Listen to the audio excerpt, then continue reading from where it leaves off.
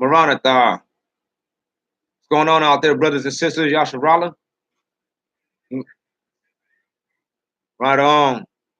All praises to the Most High. Facing the east, start off giving blessings, honor, and glory and power be to the one that sits upon the throne and to the Lamb, Yahweh Shai HaMashiach. And thank you for everything. We ask for y'all to bless us with wisdom and help us out and to bless the congregation. And we pray that you lighten up these people's minds. Hope that they can see the ones that we're supposed to see. In Yahweh Shai's name we pray. Amen. Amen. All right. All right, the title of the video is The Messiah is Here Already, also known as the Messiah's Arrival. All right. First off, I'm just going to have to start off and saying, like, this was a hard video to make, not, you know what I mean, not because of anything on my part, but we've been having, it seemed like it was just some technicalities, but at the same time, it probably was some demonic entities, you know. Made this video, took me a long time to make this video, and then it was totally distorted. But anyways, let's try this again. All right. Maranatha out there, Yasharala, what's going on? Keith out there, I see you. All right, here we go. So, first off, we'll go to Ezekiel 1:26.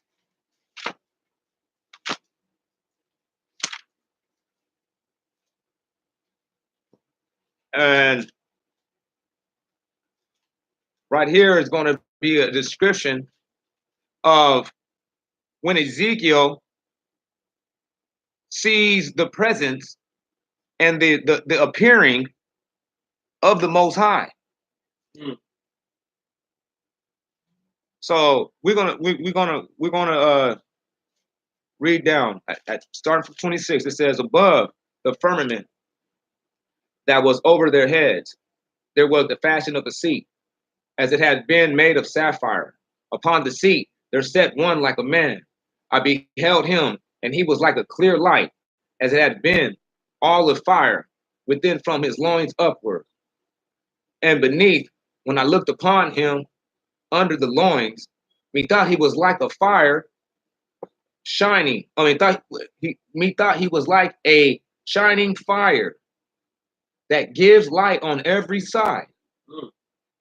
Yeah, and the shine and glister that lightened round about was like a rainbow, which in a rainy day appears in the clouds. Even so was the similitude wherein the glory of Yahuwah appeared. And when I saw it, I fell upon my face and hearkened unto the voice of him that spake. We're going to back it up just a little bit. Now, there's some key words that we need to pay attention to. We're gonna pay attention to where it starts saying, yeah, the shine and glister that lightened round about. Let me show you that. Round about was like a rainbow, which was in heaven, which was in a rainy day, appears in the clouds. Even so was the similitude. Not the exact, but the similitude. It would be something like that. You ain't probably going to see a man with your earthly eyes because they're too fragile for the sun rays. But you will see something like that. That is the similitude wherein the glory of Yahuwah appears. So we're gonna have to start using our memory. When I read it, my memory, when I heard about this round rainbow, my mind went straight back to Revelations 4:3. Let's check it out.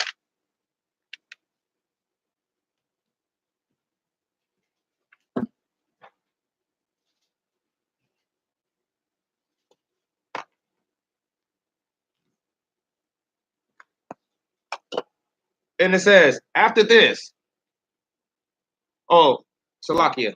He said, and he that sat was like, well, we'll just go up to we'll go to the top. We start at Revelations 4:1. After this, I looked and behold, a door was opened in heaven. And the first voice which I heard was as it were of a trumpet talking with me, which said, come up hither, and I will show thee things which must be fulfilled hereafter. And immediately I was in the spirit. So these are things that he's saying that must be fulfilled. That means we must see these things also. They must take place on earth. Listen. And immediately I was in the spirit, and behold, a seat was put in heaven. Listen. He said, and I will show you things which must be fulfilled hereafter. Okay, let's put the two dots. That means, okay, he's about to describe what he's talking about. And immediately I was in the spirit, and behold, a seat was put in heaven, and the one sat on the seat, and he that sat was to look upon like unto a jasper stone and a sardine stone. That sounds just like what Ezekiel, where it says, above the firmament, Ezekiel 1:26, above the firmament that was over their heads, there was the fashion of a seat, as it had been made of sapphire. Upon the seat, there sat one like a man. I beheld him, and he was like a clear light, and it had been as it had been all of fire within from his loins. So here we go with this figure being this figure being related to something to be looked upon as some type of jewels, a shiny jewel. And he that sat so we back at Revelations 4 again. Now we have 4 and 3. And he that sat was to look upon like unto a jasper stone and a sardine stone. And there was a rainbow round about the seat, in sight like unto an emerald, around about the seat. A rainbow round about the seat. Now we're going to start. Okay, we got a rainbow. This is something that's supposed to actually partake and be fulfilled on the earth.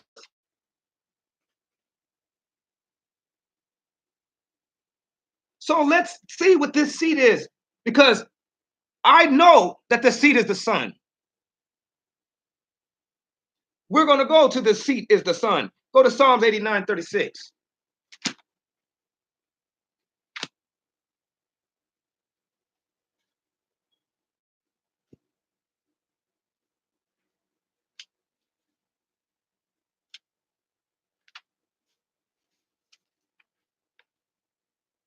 He says, his seed will I make to endure forever. So we are the seed of Yahweh's. Judah, the same seed. We, Judah, he said, we will endure forever. We will be on the seat of kingdomship forever. We're going to get placed on that. David is going to get his promise he's going to get his promise fulfilled. Listen, his seed will I make to endure forever. Yeah, and his throne as the days of heaven. But if his children forsake my law, walk not in my judgment,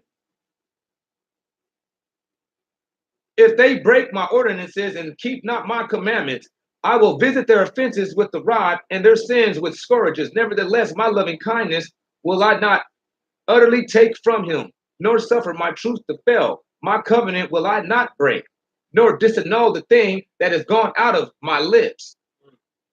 He says, I have sworn once by my holiness that I will not fail David.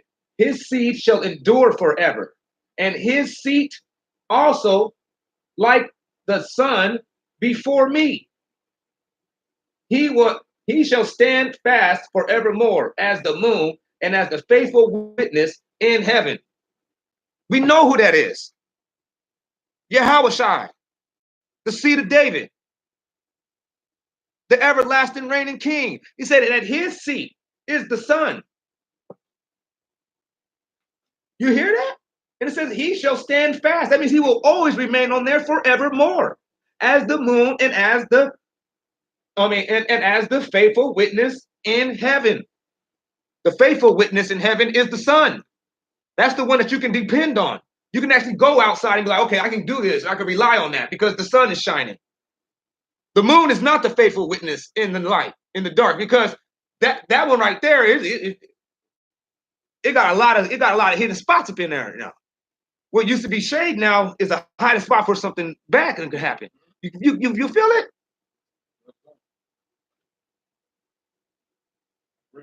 That's real. So we know what this seed is. The seed is the sun. Is that not what y'all says in your book? Man. Hold on. And then now go to Psalms 84.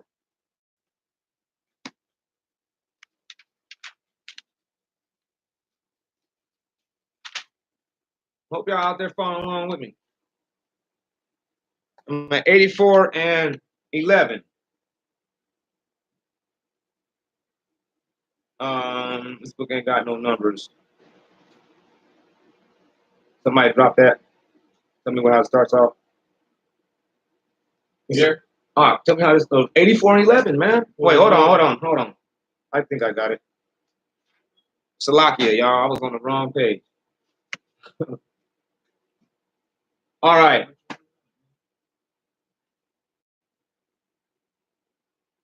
Oh no, how did it start off?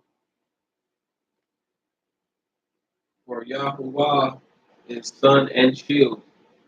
I will give grace and glory. No good thing.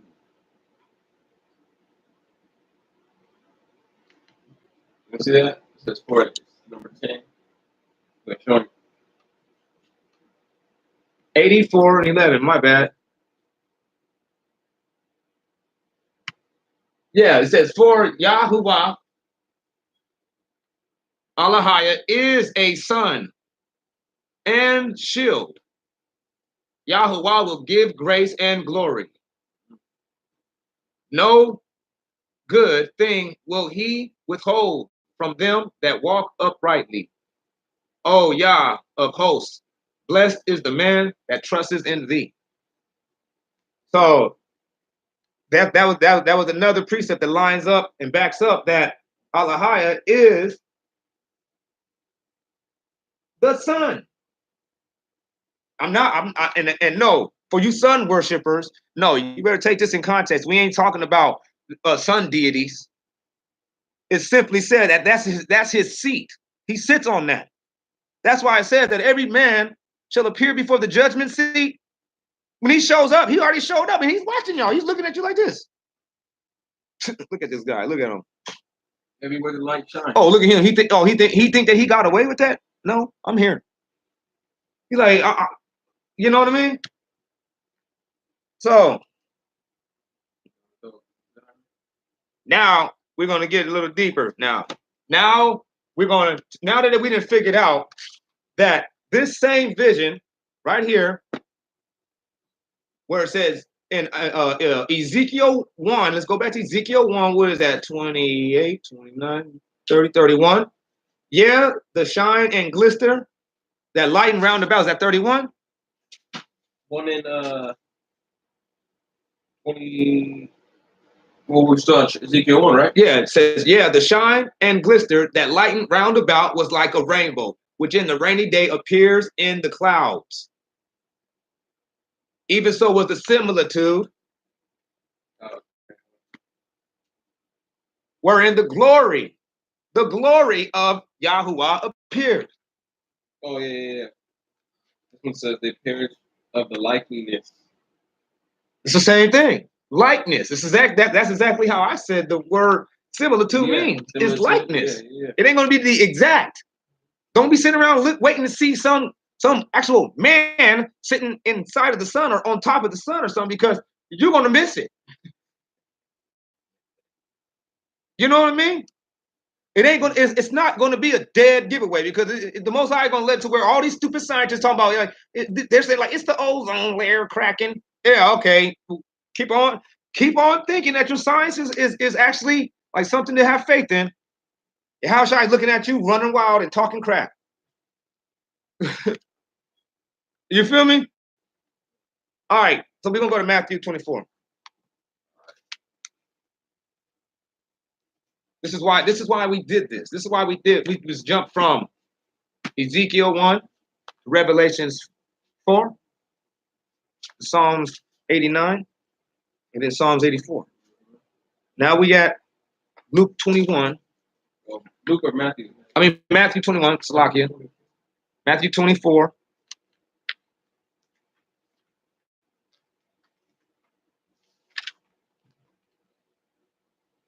And it says, 3 or 1. Start at 1. He said, and Yahushua went out and departed from the temple, and his disciples came to him for to show him the building of the temple. Yahushua said unto them, see ye not all these things?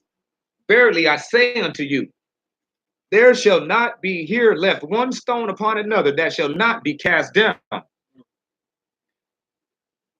So he's talking about the destruction of the temple in 70 AD. That's what he's saying. He's letting them know, like, this place, this spot is going to be blown, so don't marvel at this spot. This spot is done.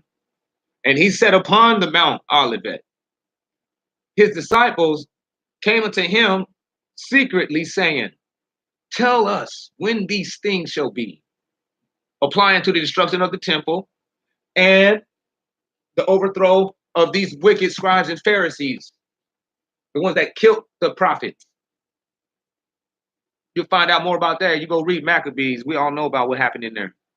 We know exactly who was the one killing the prophets. The same bunch of the same banana bunch.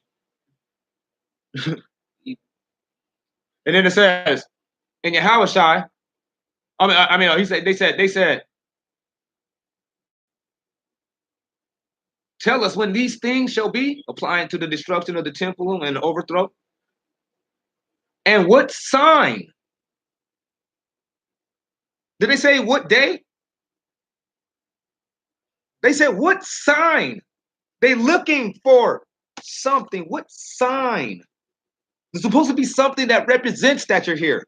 We're not supposed to be looking for actually you like kabloom kablam out the sky and just causing a big ruckus and mess. He's like, no, that's not what the thing that what they're saying. These people were serious and they were waiting for something serious to happen. And there is something serious that you're supposed to be looking for. And it's a sign, not actual him. Not at this phase where we're at now. We're still in captivity. We're waiting to see a sign of his coming. Listen, it says, and what sign shall be of thy coming and of the end of the world? And Yahushua answered and said unto them, take heed that no man deceive you. That means that it's going to be a doctrine. There's going to be a lot of people that's saying a lot of things that is,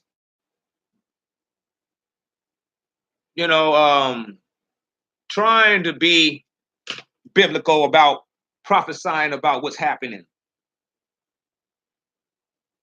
Telling them to take heed. That means pay close attention. Go look back. Check out what happened before and tread slowly and carefully and attentively as you start advancing in your knowledge with this whole, if you want to start figuring out the coming of the Son of Man, you got to start taking some heed. And they're not telling you to take heed and you're walking out the door and going to work. He's talking about take heed in the scriptures.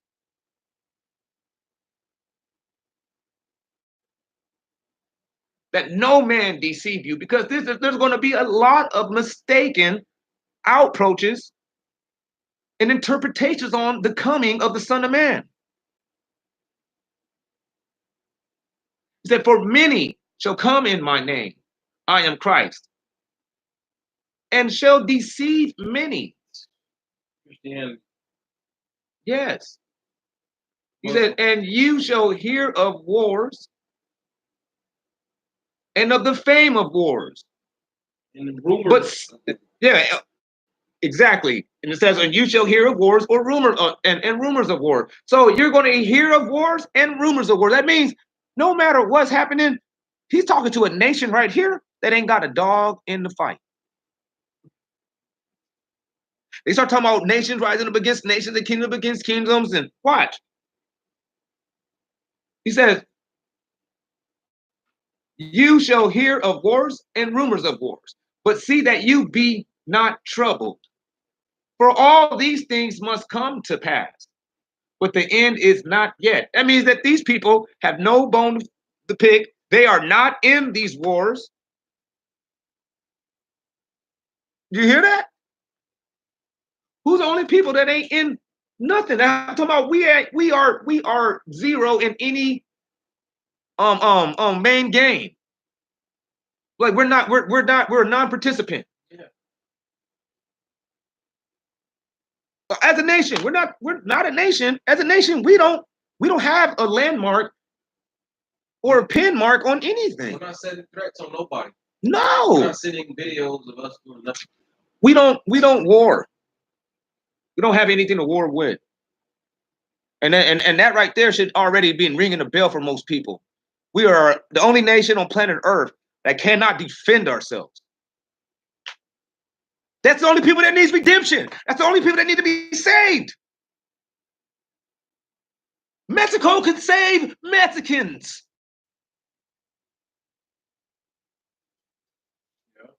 Yeah. Chinese can save the Chinese. Easily. Can't nobody save you, man. Ain't nobody saving you. Nobody saves us, man. Nobody loves us in this place. Own brother, what you say?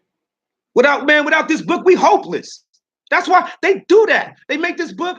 They made us. They put us in a condition to where we are hopeless, and then they took the book and it made a construed interpretation of it, to where when you are desperately trying to get up in here, you're willing to hear anything that'll make you feel better than the condition that you're sitting in. So you suck that up. You buy that cheap ticket. Suffer peacefully and get yours when you're dead. Can anybody prove death? Can you prove to me what happened in your death?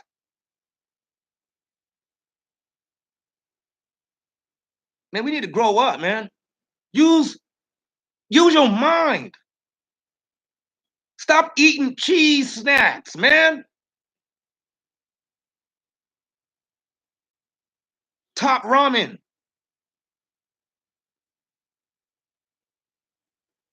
Snickers and stuff. I'm trying to tell you, all that gunky food got your brain messed up or something. Start being a temple. You think Cheetos is in the temple? You gonna have Cheetos in the temple?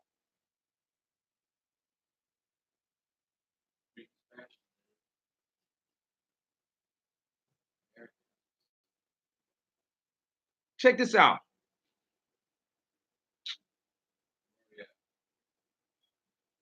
It says, for all these things must come to pass, man. But the end is not yet. He said, man, for nationalities, they got to rise against other nationalities. Nation shall rise against nation. That means ethnos. One. It doesn't have an S. That means there's some nation that got to rise up against another one. Man, nation. Do you see a plural? Help me out. Start paying attention, Yasharallah. Start paying attention, Yahweh. I'm helping you out real quick, man. You may not agree. Just keep hearing me, man. Trust me. Man, fulfillment. I'm going to give it to you. Just hold back. Listen. For nation, singular, shall rise against nation, singular. You see all the Mexicans showing up, the Most High, Yahushua, he said, acquire all the power in him. Everything done through him, so all can be glorified. So Yahushua could be glorified in all. Everything.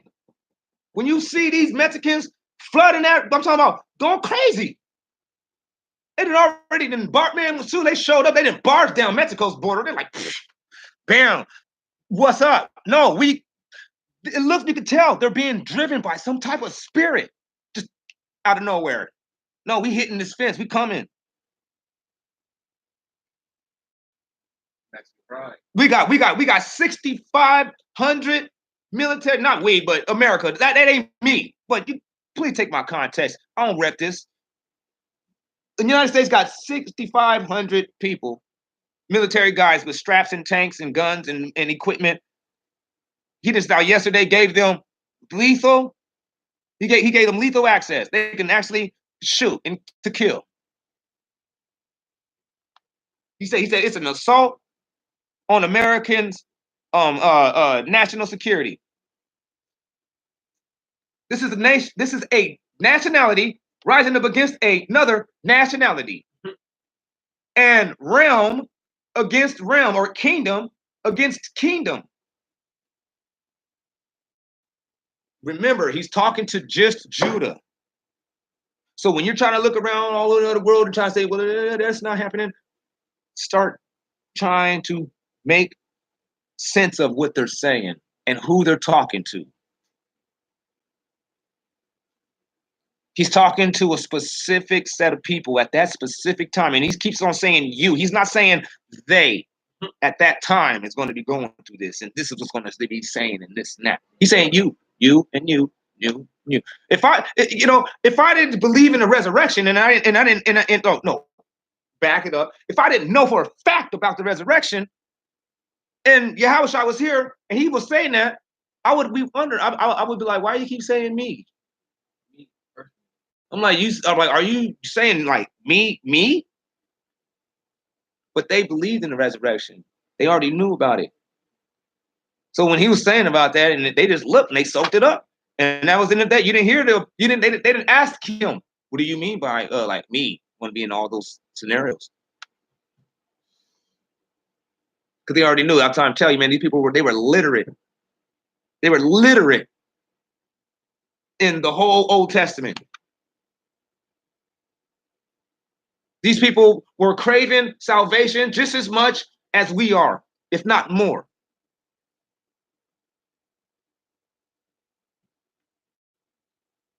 It says,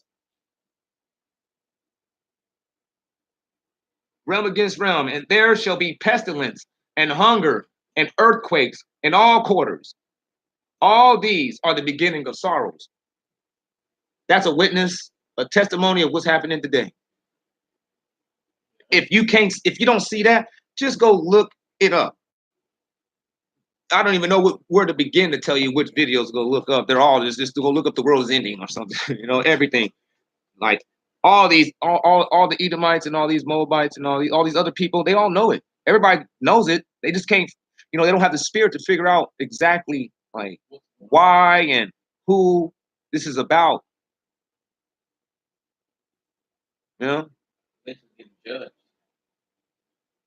They're thinking that the Most High is just fed up with everybody. No, he's fed up with you wicked people. You wicked nationalities. He's fed up with Thanksgiving. You nationalities that won't, yeah, you guys do none but Thanksgivings and holidays of America, and everybody else in other countries, they worshiping ancient crazy gods. Like nobody that has a nation that has power is running their nation under this book. Nobody. They all had their chance. You guys all had a crack at it. The Most High has proven to everybody and to yourself, we all know what you do when everybody lets you do what you want to do and you have power for yourself. Yeah, you guys go nuts. Yeah, and you guys link up with the most wicked person on earth instead of you guys go do something about it. You guys will just kind of shake hands with him and kind of parlay and work with him. Start drinking from his cup of wrath.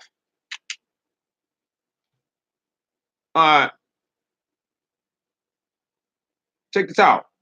We had 9. Then shall they put you to trouble and shall kill you, and you shall be hated of all nations for my name's sake. And that's exactly what's happening now. You shall be hated of all nationalities for my name's sake. Every nationality is in America. And everybody hates us. Especially when you come through telling them that you are the Most High's chosen people. What? What? You tell them that you're an Israelite, they hate Israelites. Yeah. Even if you tell you like, but I was an Israelite, or you know the guy you guys called Jesus, he was an Israelite. He goes, who? Who? They don't care. They hate you. Why? It's for his reputation's sake. Man, for my name. Yeah, you over here trying to say that you part of him. His name. Yeah. They don't know what his name is. You hear that? You see how this drops? Yeah. He said, they gonna hate you for my righteousness. Yeah, because you're claiming me. Exactly. That's what he means. He said they're gonna hate you. All the nationalities are gonna hate you because you're claiming you're a part of me. Your pain, your suffering, your salvation represents me. Man. They're going to hate you for that. They're not going to embrace that. They hate you, man. You're monkeys. You're niggers. Yeah, coons and all kinds of like, hey, man, we don't even know all the stuff that they say because there's a lot of stuff that they say that they know they know better not to say around us. They get behind closed doors, man, and it goes weird. Exactly. You find out when you piss them off. You start hanging out with them. You hang out with any of these other nationalities. You piss them off. Guess what? N-bomb.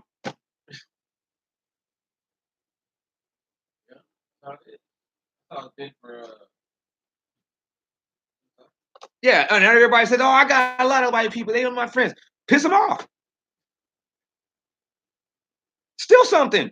No, don't really mean it. But literally, when you go over your house, Skype something that they know that you are like able to take it, like you're the one that took it. Skype it. Put it in your pocket. Not to be wicked. Don't be really stealing. I'm just saying, just try it, and you'll see it. They will huff and puff, huff and puff, huff and puff, huff and puff. Next thing you know, you can start huffing and puffing back with them. Next thing you know, you're a nigger. And then you just let them know, hey man, this was all just a social experiment. And I'm right. I found out I was right. Yeah, exactly. My hypothesis was correct.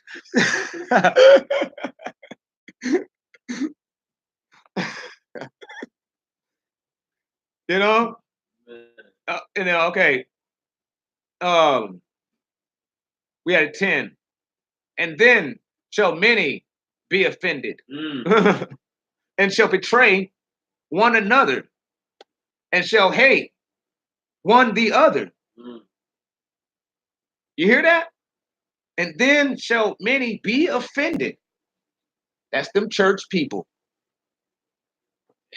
He said, and shall betray one another. And that's and if you've been out here talking with these people, if you've been online with any church organizations, like getting online with that Cherry Love woman, you find out, man, these people are like a flock of demons.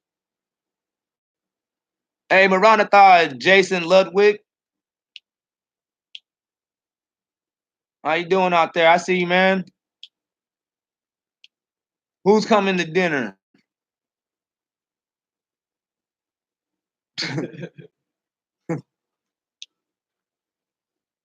What was I saying?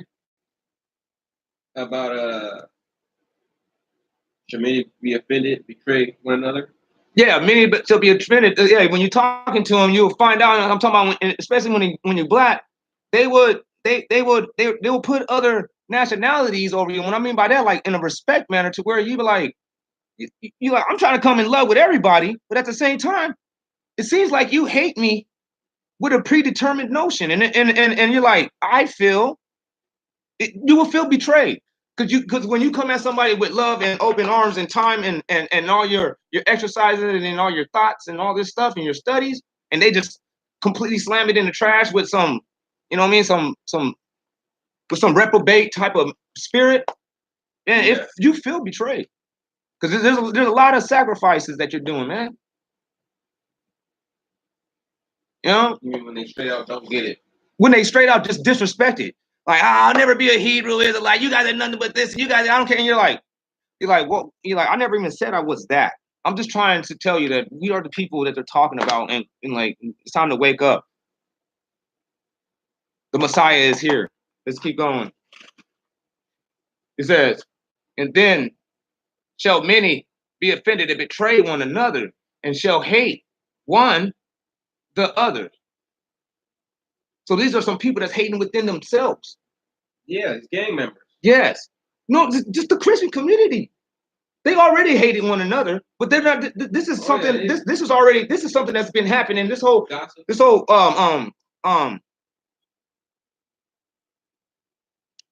No, you're cool, man. You know what I'm saying? The Most High is black, and you being white. The Most High is coming. You know what I'm saying? Nobody mad at you for being white. It's cool. You want to, you know, saying you stranger that's sojourn, you can roll with us, man.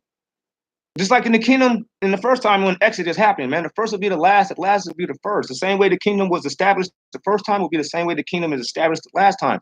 A lot of mixed multitude left with us, man. Just holding to the truth. Messiah is here. Hold to the truth. He is here. Check it out. He said, and many false prophets shall arise. This is at the last days. We're not talking about from the time of his days up until now. No, he's talking about in the awakening time, in the time when it's these beginning of sorrows, at the time when the world is supposed to be at an end. Then some other false prophets are going to rise. Now check out these false prophets. He said, and shall deceive many. And when he's talking about these false prophets, they're always talking about Israelite false prophets, not other nation false prophets. They don't even consider, like, they're not even part of this book. They're talking about Israelite dudes that's supposed to be doing a job, looking like they're doing a job, but they're not. They are literally self-indulging in wickedness with something called disinformation. Disinformation is putting a whole lot of truth and a little bit of lies hidden in it. You know, that's called the leavening. Mm. You feel me? Yeah, true. Just a little bit of leavening rises the whole lump. Correct? That was prophesied about disinformation. All right. Now check it out. He says, many false prophets shall arise and shall deceive many, also known as or deceive many of the Israelites, and because iniquity shall have the upper hand. These people is already living in a society full of wickedness. Wickedness prevails in this land. Mm-hmm. He said, the love of many shall abate. You see how the Christians, the Christianity, when I was talking to the love Cherry lady, Cherry Love, I'm coming at her with love, and they're supposed to be people that's supposed to be expressing love, but soon you let them know you're a Hebrew Israelite, the ears closed and they talk crazy. Right, man. You're like, wait a minute. How did me being an Israelite telling somebody and all of a sudden, like, I'm considered racist and everybody hates me? Don't you realize that you're racist against Israelites right now when you do that? Yeah. Like, you're a hypocrite no matter what you do. Yeah, Christians are fake. You must read the Old Testament so you can understand how to conduct yourself mentally too. There's certain things, there's certain qualities and morals and standards that you are supposed to be able to pick up in the books called the writings. So much wisdom in there, man, to where if people went about like that, we wouldn't have to have like debate rules. People would know how to just conduct themselves when somebody's talking. Let them finish. Hear the whole matter before you interrupt. Yeah. Consider it, then rebuke, if need be. You know? Don't be blocking everybody. Everybody got to stop using the block button because I don't care. Jason Ludwig, I'm cool. We good. Even if you start calling me, you know what I'm saying, inbox, but I think I know who you are. Yeah, you're the cool dude, man. Right on, man. Good to see you, man. I remember you. I seen a lot of your videos. You cool, man. I'm gonna subscribe to you. My bad. Listen, even if you was calling me that or anybody, I ain't tripping. Anyways, man, I'm just glad to see you. I kind of got off mine on that. I know exactly that guy. This guy's cool. Yeah. This is the guy. Nobody likes none of the Edomite people like him because he knows the truth and he accepts it. He's cool. Oh, he's open-minded. Yeah. Open He's like Spider-Man. We got come on real quick, man. Deshaun, he kind of looks like you. Jason Ludwig. Bam. We got a stranger that's a joint. He been here from the beginning, man. He been here. He been holding tough with us, man. But check it out. Let's prove to you guys this ain't no hate thing. We got to set the record straight. All right, we're gonna go down. He said, but he. I'll just remind you. I'll jot you back. Let's go back to 12. And because inequity shall have the upper hand, the love of many shall abate. But he that endures to the end, the same shall be safe. And this glad tidings of the kingdom shall be preached in all the world for a witness unto all nationalities. And then shall the end come. When, okay, so he just now prophesied, he just now answered their question when they asked him the second question, which is the coming of the end of the world. When is the coming of the end of the world? So he answered the question backwards. You know what I mean? He answered the last question first. I'm pretty, and that is glorious and worthy to be worthy of praise. To even, you know what I'm saying, to see how he just never can be caught up in a lie. The first will be the last will be the first, even when he answered the question. He asked him two questions, he answered the last one first. Man. Now watch, look, this is now what? Because now you're about to go into telling about the destruction of the temple. And the you know, the kicking out of and the dispersing of the land.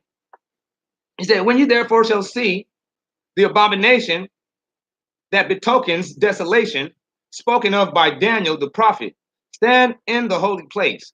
Let him that read it understand it. So when you see the abomination of desolation mentioned in the book of Daniel, the prophet, standing in the holy place, let him that reads it understand it. Then let them which be in Judea flee into the mountains, and let him which is on the housetop not come down to set anything out of his house.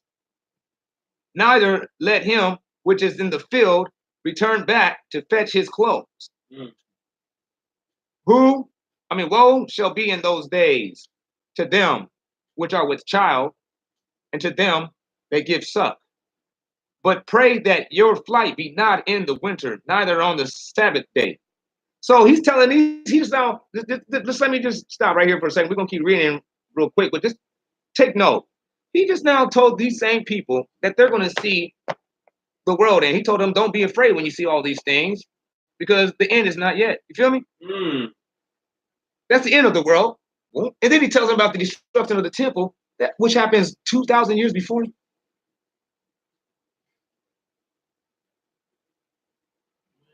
He wasn't a raving lunatic, and he's not the author of confusion. It's just that you may not understand the Bible as much as you probably thought you did. You know what I mean?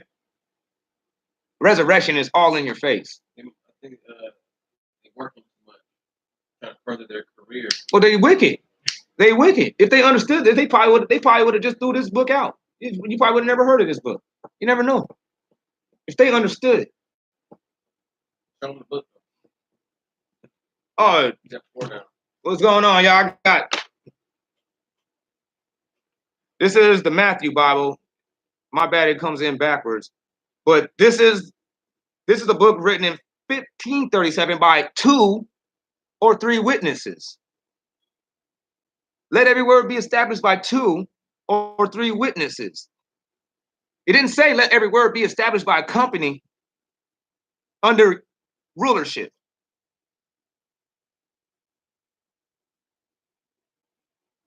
And these 2 dudes were Israelites.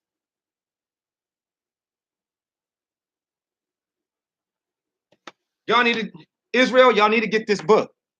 This book right here trumps the Ruth was a Moabite. I'm talking about just within the writing, just trumps it. And it trumps when it says that David is ready, and a lot of people try to say, yeah, that's because he's blushed, or this and this and that. Esau was red, they were the same color. No, when it says in here where it says in that Esau was ready, I mean David is ready, in here it says David was brown. That's why that's why nobody talks about this book. Nobody brings this book up. This book right here is like off limits. They don't even expect, nobody expects you to read this. They don't expect us to read anything. They don't expect any, they don't even know. I brought this to even other nationalities. And I asked them about, like, about the Matthew Bible. They're like, I never heard of that. What is that? And then when I showed to them, they just like, oh, whoa. This is what it looks like on the inside, y'all.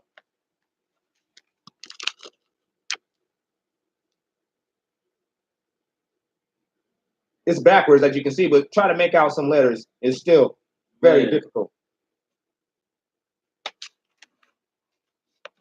But this is the one.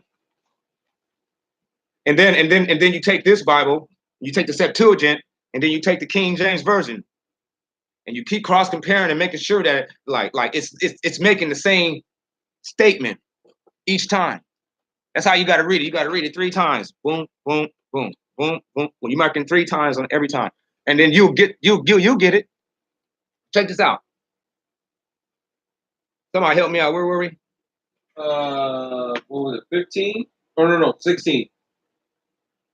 Oh, okay. Then let him which be in Judea flee into the mountains. No, it says 17.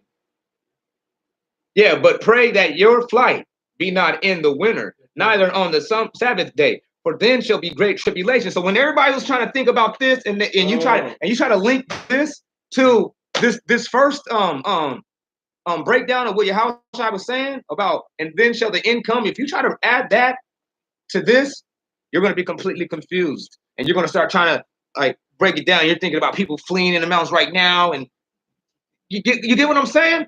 It won't, like, you can't deal with it sensibly.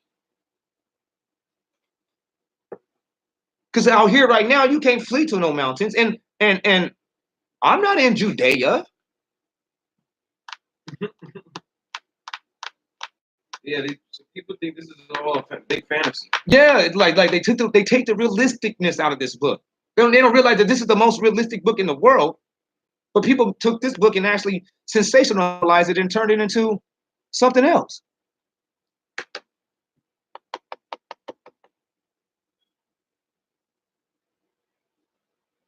Yeah.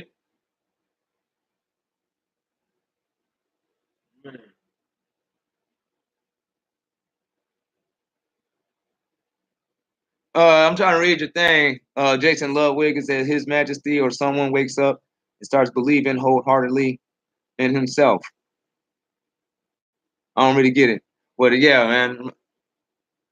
All right, went back to me and video. Huh? It just went back to me. Yeah. So check this out. They was on there for a while. Huh? They was on there for a while, peeping. Well, it's pretty late. Back on. All right. Check it out. He said, except those days be shortened, there shall no flesh be saved. But for the chosen's sake, those days shall be shortened. He's talking about a certain chosen people. You hear this? He said there's a certain people that has a exemption from this judgment. You get it? Watch. Now let's check it out. Let's go to Ezekiel 9. It's actually called the mark. The mark that everybody is talking about in Revelations, the 144,000 is supposed to get. They already got it in. They already got it in the book of Ezekiel. These people got the mark. They received the mark of the Most High. And these same people are the same people that perpetually coming back that Yahushua is talking to, telling you're going to perpetually go through this also. Watch. Ezekiel 9, huh? Got Jason on there.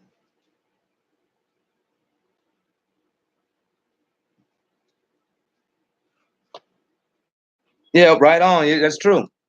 That's what's happening. Watch, check this out. All praise to the Most High about that too, Jason Ludwig. He says, just follow along right here at 9:1. Here we go. He says, he cried also with a loud voice in my ears, saying, come here, ye rulers of the city, every man with his weapon hand to the slaughter. Then came there 6 men out of the spirit of the upper port, the street of the upper port toward the north, and every man a weapon in his hand to the slaughter. There was one amongst them that had on him a linen raiment and a writer's inkhorn by his side. These went in and stood beside the brazen altar, for the glory of Yahuwah was gone away from the cherub. So there was a certain glory that these people recognized, that they knew of.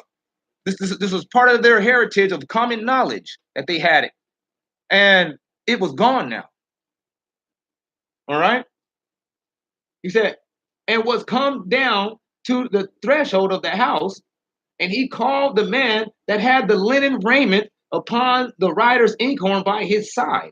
And Yahuwah said unto him, go thy way through the city of Jerusalem, and set this mark, Tav, upon the foreheads of them that mourn and are sorry for all the abominations that are done therein. And to the other he said, that I might hear, go ye after him through the city, slay, oversee none, spare none, kill and destroy both old men and young, maidens, children, and wives. But as for those that have this mark, Tav, upon them, see that you touch them not. The exemption, that was an exemption from judgment. The mark is the exemption of judgment. So if you are believing in a exemption of judgment, but it's coming from the beast system, what's the beast system of exemption of judgment? What is it? I'm gonna answer it for you. Rapture. What is it? Laws are done away with. What is it? Sunday worship. They believe that these things that they're doing is going to be their exemption from judgment. They have the mark of the beast. That is the mark of the beast. I'll break it down tomorrow for y'all. The mark of the beast is enjoying in unrighteousness, enjoying and living in unlawfulness. Because how are you going to get into a kingdom with no laws?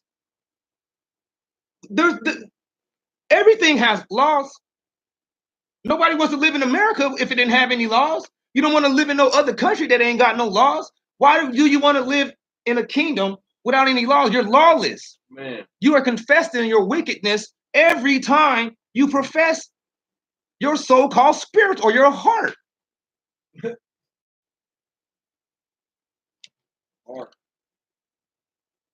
All right, so we're gonna go back now. So these certain people, they were chosen. They received the mark. So let's go back to Matthew 24. And they received this exemption from judgment. So those people, and what he means by those days shall be shortened, I mean, yeah, and except those days be shortened, there shall no flesh be saved, but for the chosen's sake, those days shall be shortened. We want to go into another breakdown, but that is the dark ages. That's what he's talking about. Those same people got to reign with Yahushua for 1,000 years, from 500 AD to 1500 AD. Man, 1,000 years? They reigned with him. What he means by that is they reigned under righteousness with the word. They reigned under righteousness with the word. Their fruits was coming from the word.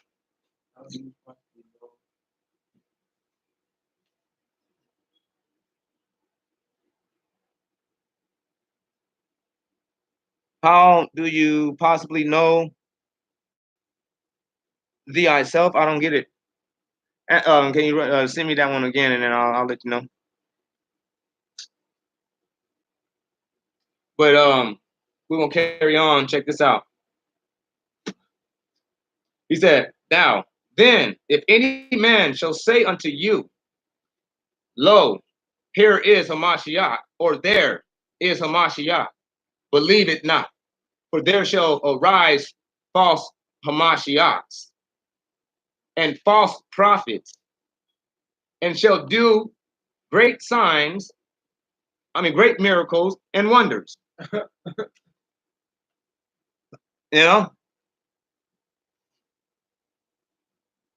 your videos.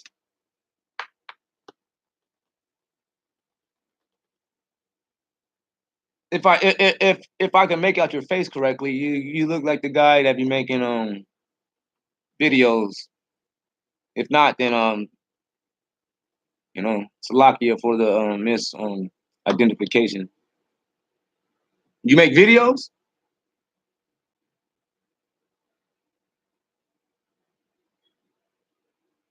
Where was you at? Matthew what? Anyway, 24? Oh, 24. check it out.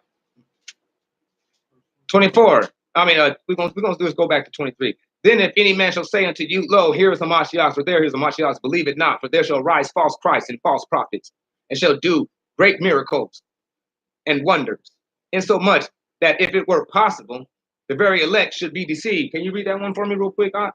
Where were we at? I'm at 26. 24. 24 what? 24 and 24. Matthew 24 and 24. Okay. Read that for me real quick. It says, for all the false Hamashiachs and all the false prophets, and shall shew great signs and wonders, in so much that if it were possible, they shall deceive the very elect. Yeah, they're doing great signs and wonders. Man. You feel me? 12 tribe chart. Make you wonder really hard. You're like, man, wait a minute, huh? Like, I wonder how he got his black identity completely washed away. I wonder how he ended up being in it. I wonder how he got here when everything was happening over there. You know what I'm saying? Like, you have to start doing a hard wonder. Now you got to start compiling other books. Now you are not doing what the scripture says. And Isaiah, what is it? Isaiah 30, 32 or 34, where it says, "Seek ye out the book and see that it needs not no mate." Right? It needs not no mate. Why? He do make them on Facebook. Go Isaiah. Maybe somebody uploaded it up there or something. Maybe. I don't know. Hold on though. Go to Isaiah.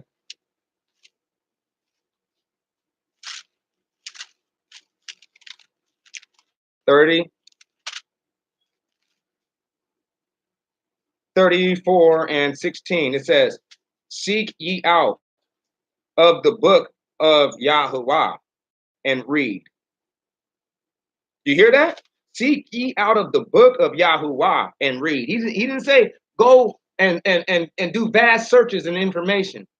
He said it's basically, in other words, if you cannot get your point across and prove what you're trying to say by just this,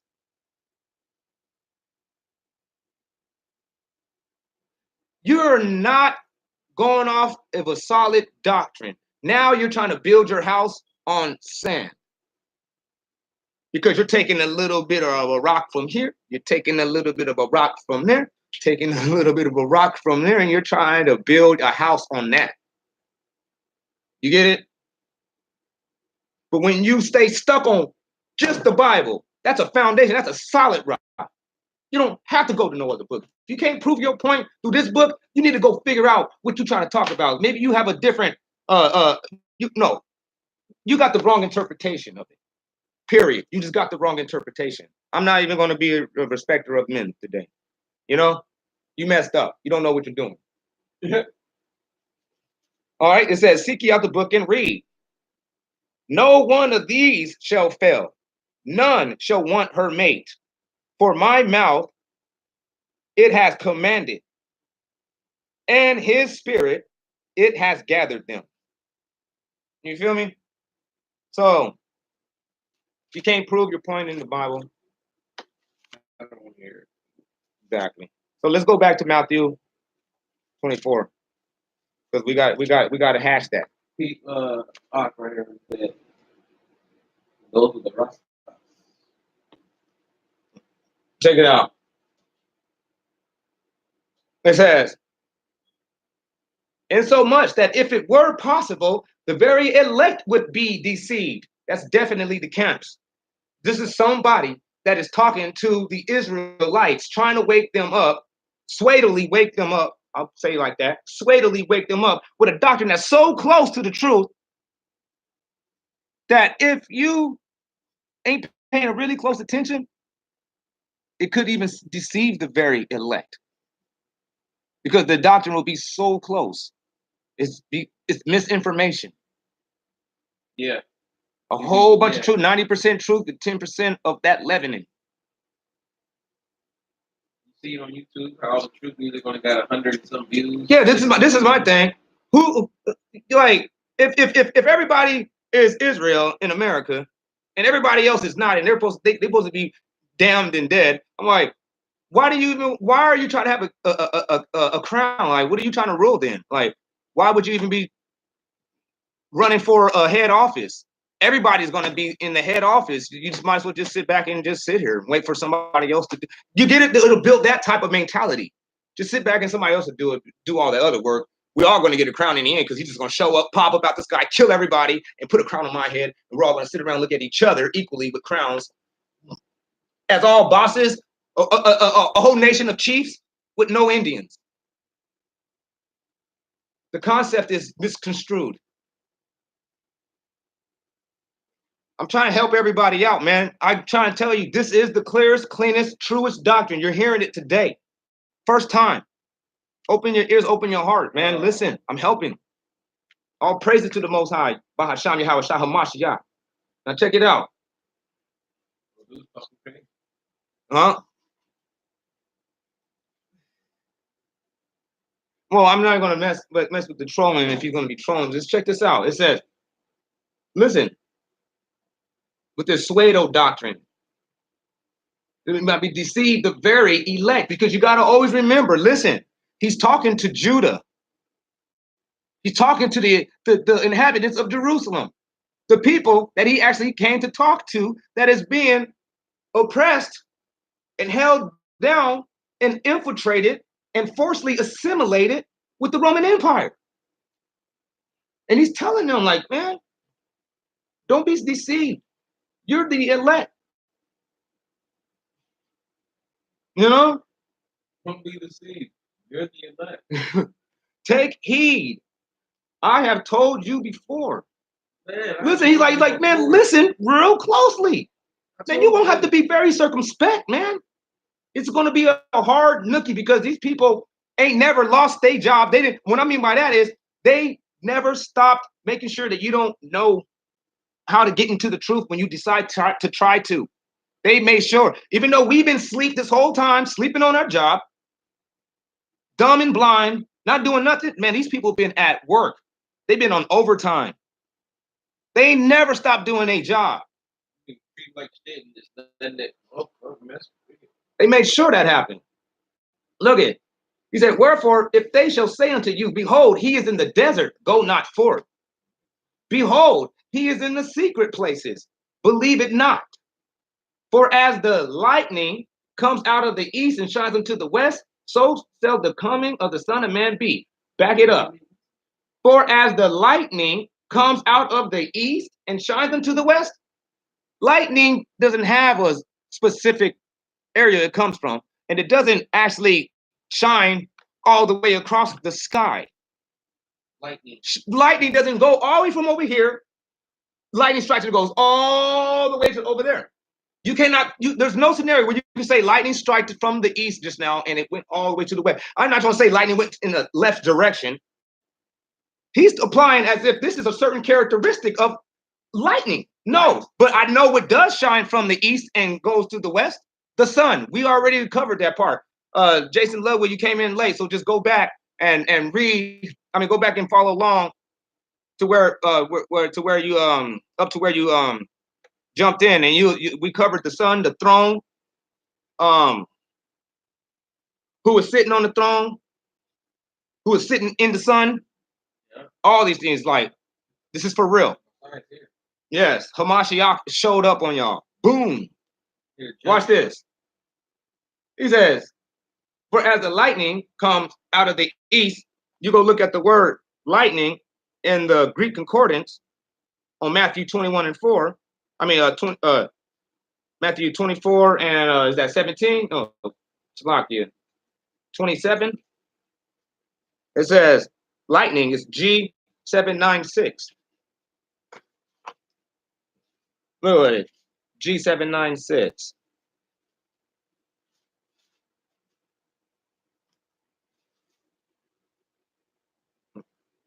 It's astrope, and look, sorry about this, backwards. But it says, you can pull it up on yours. It says lightning by analogy. So not specifically. It was an analogy. A glare. Lightning, bright, shining. That's strong info. This is the biblical outline. Well, it was used 8 times for lighting. Light shining, it was used 1 time. Check it out though, the biblical outline. Lightning, and then right under it, of the gleam of a lamp. Now this is where it gets deep. Check this out. Of a gleam of a lamp, right? Go to Proverbs 6:23.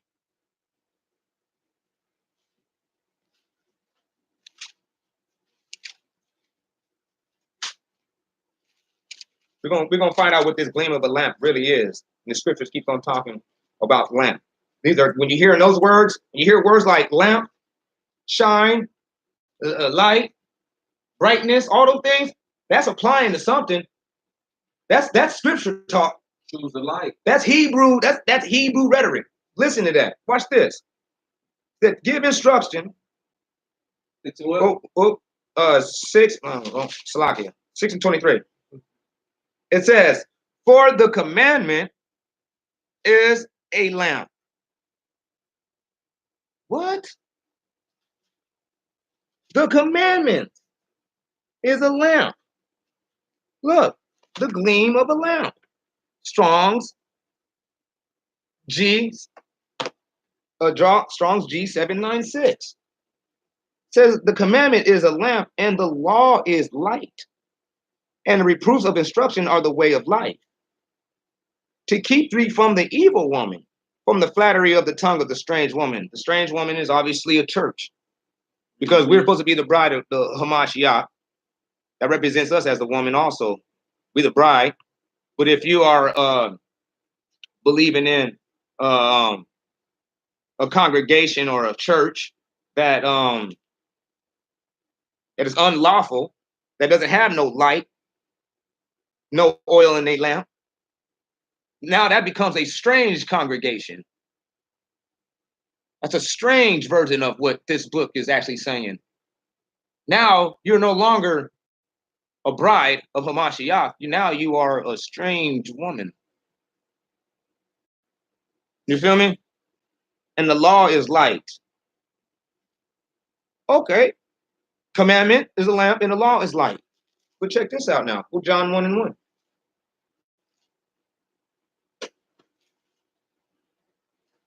Yeah, I know. We all know it by heart, but we still going to go there.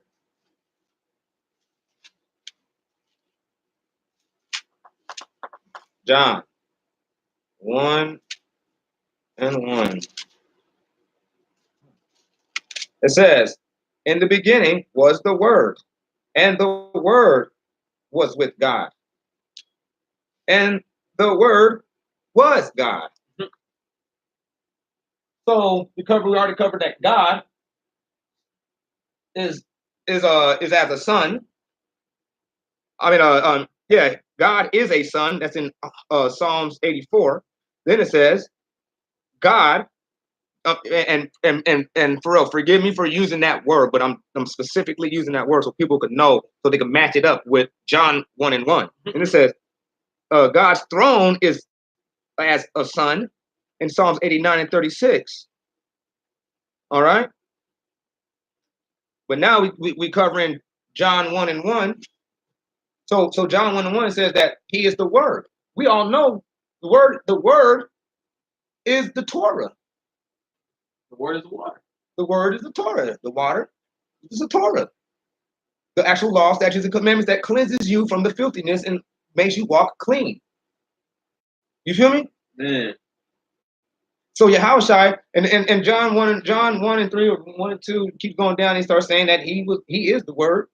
And so that means that he's a manifestation of the word. He's a walking Torah. You get it? He's the one, yeah, exactly. He's walking water. So it says that he is the law. He walks on water. So when it says that for as the lightning, it's actually talking about the law, the lamp, which is Yahushua. The light. So as Yahushua comes out of the east and shines unto the west, because Yahushua, now it says from Psalms 84 and 1, Yahushua is the sun. So S-U-N, sun. He shines from to the east and goes to the west. And the Most High, and the reason why that analogy fits is because we're supposed to be the tree. His words is supposed to be the water. You know what I'm saying? Nourishment.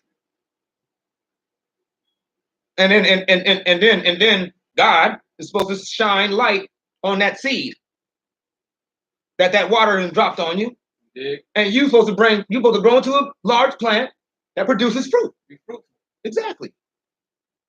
If you understand and you grow and you start understanding nature, you understand the operation of how the Most High works. He made everything like this because he made everything like this. Like we're talking about the setting of nature. He made it coexist and align exactly with with humanity.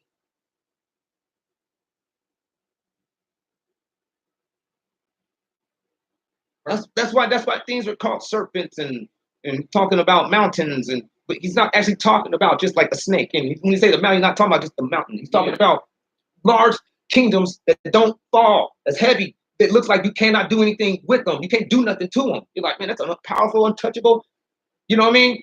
Unclimbable mountain. Strong, high, the highest structure on earth, the highest kingdom on earth. Yes. And structures are governments. That's right. And then put these people in the Hidden Hebrews, man. Oh yeah, just go watch Hidden Hebrews, man. What is he saying?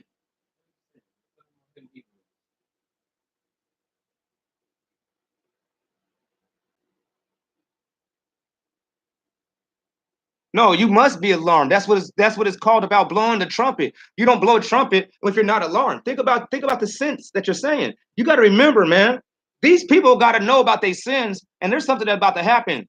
And I'm talking about this is dire. This is emergency. This is an emergency. This book ain't about blowing trumpets because you like making music. You blowing trumpets because that is letting you know that there is battle coming upon the land. There is about to be some destruction coming upon the land. Those who don't hearken, they are going to be destroyed. Those who hearken to the word of the voice of the trumpet, they will be saved. Make bread. Now check this out. He says, as the sign comes out of the east and shines unto the west, so shall the coming of the Son of Man be. Did he say like? Be like? Did he say no? That's what it is. So shall the coming of the Son of Man be. Period. Slow it down, read it word by word, use all your brain, use it all together, and now you see it. It's there. He said, for wheresoever a dead carcass is, even thither will the eagles resort. Them dead carcasses, that's those same people that's sitting around there in that dead state of mind in them churches, them church houses, thinking that you can actually sin. You can walk your life without the Most High. You still dead. You still one of them members in the valley of the dry bones that still doesn't got that breath of life in you. Yeah, and then when you gather, everywhere you gather, you want to gather trying to do a civil rights movement. They're going to be somebody from the enemy side infiltrating. You want to gather in a church, there's somebody from the other side, enemy side, that's infiltrated. You feel me? Yeah. You want to start a city, Black Wall Street. Guess what? Infiltrated. Why? By who? Dude. Enemy nation. Dude. The vultures, the wicked bird, this unclean bird, this eagle. These are all unclean birds. Unclean. Born unclean. Their nature is unclean. You feel it? They eat with the blood. They're on flesh. They eat with the blood. They prey on the weak. All these ravenous birds is how the Most High is describing these certain nationalities of these wicked people. You guys got to come out of her. If you are part of these nations, come out. Wake up. Realize, man, try to open your ears and realize I ain't against you. I'm telling you the secrets that the world, man, nobody knows this. These people are bumbling fools. Fools. They eat, I'm trying to tell you, they eat too much cheese snacks. They eat too much top ramen. It says, all right, it says, immediately after the tribulation in those days shall the sun be darkened, and the moon shall give her light, and the stars shall fall from heaven, and the powers of heaven shall move. And then shall appear the Son of Man in heaven. It's talking about the powers of heaven shall move, and the stars shall fall from heaven. It's talking about, and the moon shall not give her light, and the sun will be darkened. S-U-N, sun. Didn't say the lighting, or the lightning, because this is talking about something else over here about the sun, the shining of the Son of Man. He's a different light. This sun over here is going to be darkened. Because he says that the coming of the Son of Man is a shining light. So let's back it up now. That's a parable. Instantly, ding ding, you start going off. Your parable alarm should go off. Like, wait a minute, what? Hold on, let's back this up. I can figure this out. Watch this.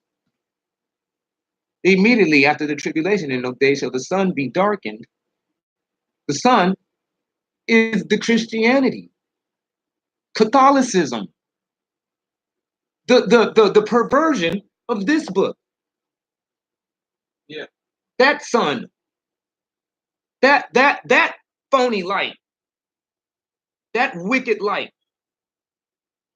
that light that has darkness within it. So that's how great that darkness is. So that's what Yahushua says. If the light that's inside of you is darkness, how great is that darkness?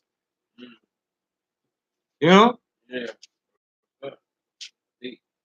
So this sun is being darkened. We see it now. We looking right at it. We're like, wait a minute. Christianity. Whoa. Wait a minute. That sun. We was in sun worship. Now that light, their knowledge, their doctrine, ain't shining through over here no more. That don't grow this plant. You feel me? That sun, that light been darkened. We don't need that to grow. We ain't growing with that. That bears strange fruit. Man. Watch this. He said, and the moon shall give her light. Shall not give her light. Islam. That Allah, that is the moon goddess. That was their main god. They worshiped the moon. Yeah.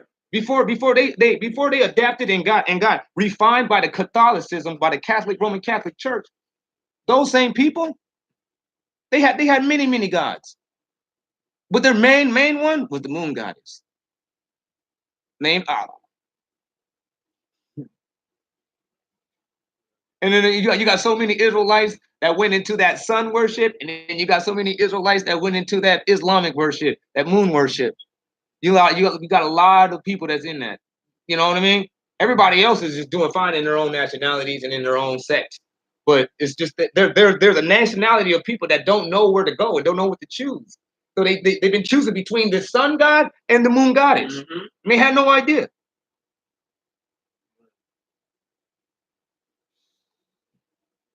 He's like, but that's going to be darkened. That means we're waking up and peeping that as some phony stuff. He said, and the stars shall fall from heaven. All their main dudes, their little small lights, their little false prophets, they're the Islamic leaders, Farrakhan's and all that that has so many people following after them. Yeah. The TD Jakes. Pope. The TD Jakes. The popes. Well, you know, not too many black people really, you know what I'm saying, believe in the Pope, like at least not in America. Like they more of like a Baptist. You know what I mean? They either completely soft to where they just suck up the Baptist, you know what I'm saying, effeminate Jesus. They walk that way to, you know what I mean, and use that as a justification to be arrogant, blind-minded, closed-minded, and weak. Or the ones that actually feel like they do got some fight. Oh, okay. You want something to venture yourself out with? Oh, go read the Quran. You know, you'll vent.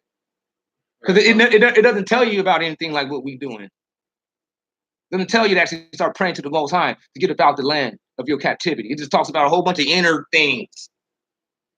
Inner feelings? Yeah, working on yourself and stuff. Selfish. Being idolizing yourself? Yeah, selfish. Just work on yourself. Who cares about everybody else? Everybody else just needs to figure out what you're doing. And once everybody figures you out how you're doing, the world will actually soon one day be in harmony through Islam. Yes, that's the gist. I read it. I read Muhammad. Muhammad. I forgot them dudes' names. It was Fard, Elijah, and there's another one I forgot. But I read all their books. They got these guys be making all kind of sub books after the Quran, man. It's all BS, man. But watch this. He says, so the powers in heaven shall move. So when it's talking about the powers of heaven shall move, it's talking about kingdom rulership shifting. America was at the top. That was the powers in heaven. They were at the top. Because when you fall to the ground. And if you fall to a state to where you can never come back up, that means you went into the bottomless pit. Mm-hmm. So when you rise, if you rise kinda, you're a hill. You rise really high, you're considered a mountain. Yeah. You rise above all. Now you're in the heavens. Yeah. You have resided in the heavens. Yeah. Because if the fall is the ground, then obviously the rise is the heavens. Just that, I'm talking about the logic is just that simple. Look at it. And that's exactly what happened with America. America started going down. America started falling. America started falling and everything. Right on. I see you saw the initial part. All praises, man. America started falling, going in debt, trying to figure out this whole thing. The economy crashed, the house market crashed. America even got the slogan now today, "Make America Great Again," which is a confession within itself, letting everybody know that this place is not the way that it used to be. It has fallen. The powers of heaven have shifted. We used to have the most advanced military with the best weapons. Russia blew that out last year and showed a phenomenal display. It was like, no, and we're threatening y'all. They showed him. The Russians showed a simulation of blowing up Donald Trump's hometown, showing them with like a dope weapon that they came up with. That he said I'm talking about. He said it's like perfect. Can't nobody stop it. Fighter jet. No, I'm talking about like a super missile. Oh yeah, and then his response was a jet doing circles. Yeah, his response, he showed, oh no, we got something, lady. Oh, we got something for that though. Russia ain't nothing. And then showed a jet. And I was like, this is for real? I said, I feel like I'm in a Twilight Zone. I said, this couldn't be their response. It was. That was and like, I know that them people look really bad, man. It was a damn shame for them. Excuse my language. It was horrible. Anyways, the powers of heaven shall move, and then shall appear the sign of the Son of Man in heaven. Then shall appear, did he say Yahweh in heaven? Is he going to show up from heaven? Did it say that? It said, then shall he appear, then shall appear the sign of the Son of Man in heaven. The sign that he asks over here. What and what sign shall be the coming of the end? Not when are you going to show up back up on the ground? Because they were literate in the scripture. They already knew that that's not happening. That wouldn't be the next move. The next move is getting that sign and getting up out of there, getting their kingdom set back. Watch this. He said, and then shall all the kindreds of the earth mourn. That's what's happening right now. All these forest fires, all these tornadoes, these hurricanes, these floods, all the mass shootings. He said, and they shall see the Son of Man in the clouds of heaven with power and great glory. They do. I didn't snap all these pictures I'm about to show everybody. Everybody, all these people saying, but they're trying to scientifically explain it. You know? Yeah, it is. He said, and he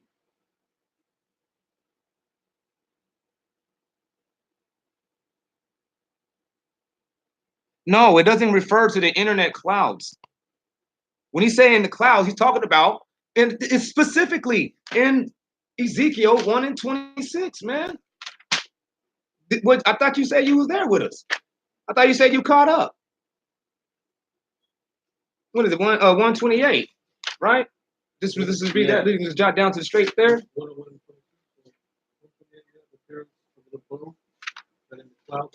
Yes, that's the appearance, man. Look, it says, yeah, the shine and glister that lightened round about was like a rainbow, which in a rainy day appears in the clouds. Even so was the similitude. Where that means it's something like that, wherein the glory of Yahuwah appeared. You got to look at these words: appears, clouds, glory, the Lord. Go back. The day of the rain, clouds. Exactly. He said, so said a similitude. And then he said, and when I saw it, so that means he's talking about a specific it. There was something. That's the sign. He saw it. That means this was something that existed. When I saw it, I fell upon my face and hearkened unto the voice of him that spake. That's a parable. That's another parable. That means when you see it, the similitude, the sun shining with a rainbow around it, get in total submission. That means when he says, I fell upon my face, that means total humbleness and submission to the word, like a child. And hearkened unto the voice. That means listen very deeply until the voice, that is the word of him that spake, that is the word, Yahweh. That's the truth. Back it up. When he saw this same thing, it was time to start learning. It was time to start getting himself in shape. It wasn't time for him to put on some goggles because the blood is about to fly. Check it out. And he says, to appear in the clouds of heaven with power and great glory. Clouds appear, glory. And he shall send his angels with a great voice of a trumpet. and they shall gather together his chosen. That's exactly what happened after that thing appeared like 7 years ago. When that rainbow, I seen it when it first came out. I'm talking about because I was watching the sun. I was watching the sun every day. Every day I was watching it. I was watching the skies, alien watching or whatever, you know? And then one day I seen it. I was like, whoa, what is this? You know? I knew it had something to do with Yahweh though. I knew it. I was like, man, that's Yahweh or something right there. Like, I know that. He did that. That's a sign. I thought it was a sign. I didn't know it was actually his presence. Who cares? But check this out. There's no, I don't care. Listen to the video and before you say anything, just listen because I know exactly what I'm talking about. He says, and he shall send his angels with a great voice of a trumpet, and they shall gather together his chosen from the four winds and from the end of the world to the other. That is what we're doing through the internet. So if you want to say that you believe that Yahweh Shai came through the internet, I ain't gonna lie. Listen, Jason Ludwig, I'm gonna tell you this one right now. You're halfway right, man. You're right and you're wrong. You feel me? You're right. Because Yahweh Shai does mean Yahuwah's salvation, or he exists as salvation. And yes, the salvation that we're getting, how these angels are capable of getting this word out to the four winds and all to the ends of the earth from one end to the other is through the internet. And that right there is an ingredient of Yahuwah's salvation. You feel me? Yeah, that's real. So yes, you halfway right, man. It's just that now you know where to put it. You feel me?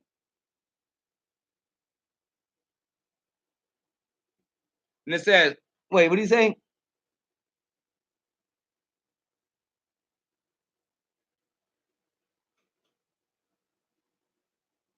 These guys are talking about they're the Christ. They like if you go check out that guy, have you looked at the dude? He calls himself Nature Boy. He just came out like literally like 2 months ago, maybe even last month. This dude looks bizarre. He has a gang of like scantily clad women sitting around him. He got the area looking very strange, and he's dressed very strange. And he's some black guy. Yeah, some black dude. And he's like, hey, I'm the Messiah. And then some dude's like, are you the Christ? No. He's like, so you say that you're Jesus? He's like, no, I am the Messiah. And I was just like, I'm done. This guy's like, I don't even feel like trying to figure out his approach. This is insane. But hey man, this guy had a whole lot of views. I'm talking about thousands of people. I was like, this is insane. And it looked like it was like getting him, like with all the women sitting around him, and then the dude that was sitting behind him too. Look, he had his shirt off too. It looked like it was like getting very homo or like for real, hyperly sexual. It seemed like it was like a strange atmosphere. That's all I could really say. You could tell there was a lust spirit somewhere up in there. It said, excuse me, we're with great glory, and he shall send his angels with the great voice of a trumpet, and they shall gather them together from the four winds of earth. And this is what I mean by he's going to send his angels with the trumpet, because the scriptures backs it up. Go to Isaiah 58. Isaiah 58, we're just going to go there real quick. We ain't going to be dipping and dabbling around too long on that. Just check it out. Say what? 58. He said, therefore, cry aloud and spare not, lift up thy voice.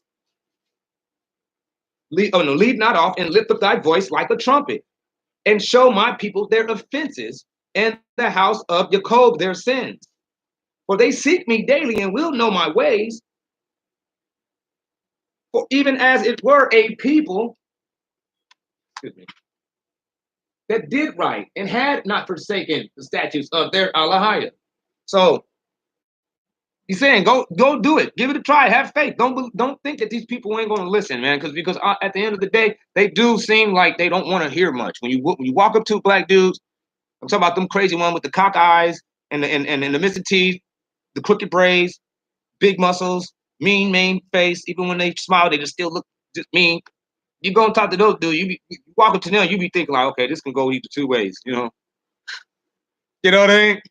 It can go good or it can go very bad. For my health and my safety. Check this out. He says, he shall send his angels with a great voice of a trumpet, and they shall gather together his chosen from the four winds and from the one end of the earth to the other. So this right here cannot trump itself. It cannot contradict itself. If the Most High sent a commandment to the Israelites to actually round up his people in Isaiah and show them forth their trumpet and let them know, blow your voice like a trumpet. When you see the word trumpet, just come on, man. Your common sense. It's a book. It carries forward. That's the biggest problem with everybody. They can't carry the book forward. It seems like most people haven't actually really read novels. Because me, I did a lot of time.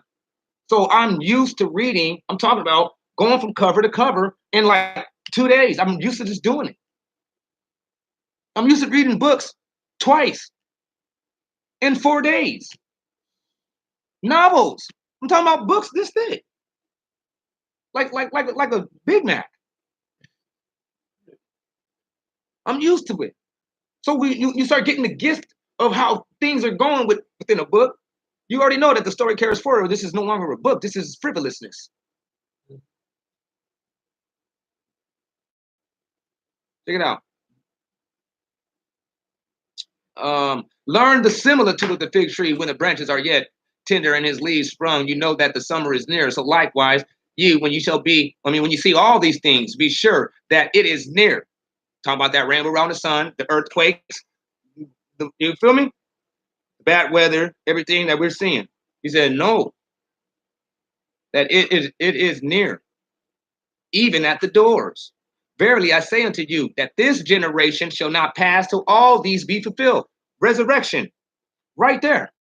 This generation won't pass until all these be fulfilled. Like y'all ain't going nowhere. You're going to see all of this. Resurrected people. That's why they didn't ask him like, yeah, okay, what do you mean by that? What do you mean that I'm going to see the end of the world and the destruction of the temple? Is that going to happen on the same day? Yeah. But Yahushua, even if they didn't, even if that's the way that they perceived it, the one that was speaking, he didn't perceive it that way. He knew exactly what he was saying, and he's not an author of confusion. When he told these same people, he keeps on saying you, not they, those people in those days. No, you in those days, and you in those days, you again in those days. You're like, oh. You go look at the history, and you're like, wait a minute, these people they couldn't have lived this long. The only thing that can explain it is they're resurrected. These people they have received everlasting life, also known as perpetual life. Yes. It said, verily, okay, it said, heaven and earth shall perish, but my words shall abide. Heaven and earth shall perish, but my word shall abide. But of that day and hour knows no man. No, not the angels of heaven, but the Father only. As the time of Noah was, so likewise as the time of Noah was, so likewise shall the coming of the Son of Man be. It's going to be just like that. He will be there. The coming of the Son of Man will be already in motion. For as the days before the flood, they did eat and drink and married and were married, even unto the day that Noah entered into the ship and knew of nothing. It was happening, but they didn't even know. They were unaware. Till the flood came and took them all away. So shall the coming of the Son of Man be. Not like, just it'll be. That's what it is. That sentence is like one of the most powerful sentences that I saw the whole world overlook. I couldn't believe it. Once I saw this, even I was appalled by myself. I was like, I can't believe that was been sitting here like this. Makes it seem like this is a bit like it's a different book all of a sudden. Because I'm like, dang, that was very clear. You know? And this means that they won't be aware because this is why. Go to Ecclesiasticus 16 and 18. I hope you got it apocryphal out there, Jason Ludwig. If you don't, man, you're gonna be lost in life. That's that's where most of the books of wisdom is at. You got a lot of wisdom in there that actually aligns with Psalms and Proverbs and Ecclesiasticus in the Old Testament to where, oh no, you'll be disregarding and foolish and dismissive to let that go. When you want to ask yourself about what the validity of it, go ask the Ethiopian Jews. Go look at their Bible. They got all the apocrypha in it, and the Book of Jasher and Enoch in their one Bible, and it's still written on old ancient like sheep leather, and it's all ironed in the leather, ironed in, so you couldn't change it. Book is like literally the book is like a yard wide and a yard tall, and literally like this thick. And they've never been enslaved by the white man to get that book. All right. Go to Ecclesiasticus 16 and 18. Salakia, y'all.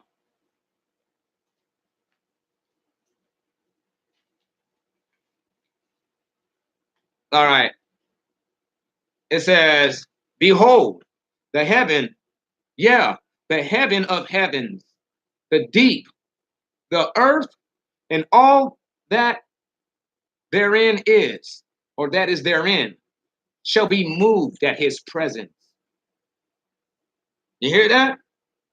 The people who was at top in rulership,